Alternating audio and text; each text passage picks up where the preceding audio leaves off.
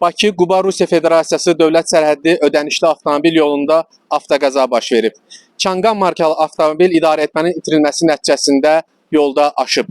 Avtomobildə sürücü xanım tək olub və avtoqəza nəticəsində yüngül xəsarətlər alıb. Qəza ödənişli yolun Xaçmaz rayonu ərazisindən keçən hissəsində baş verib. Üzü Bakı istiqamətində gedən Çanqan markalı avtomobil əvvəlcə yolun kənarındakı dəmir maneələrə çırpılıb və sonradan aşaraq yolun ortasında bax belə vəziyyətdə qalıb. Maşında xanım sürücü, Sumqayıt şəhər sakini tək olub və avtoqəza nəticəsində yüngül xəsarətlər alıb. Hadisə yerinə təcili tibbi yardım maşını da gəlib, amma ilkin tibbi yardımdan sonra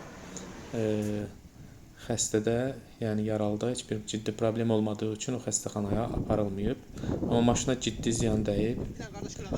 Bax indi görəcəksiniz, bax bu dəmir maneələrə çırpıldıqdan sonra maşın aşıb.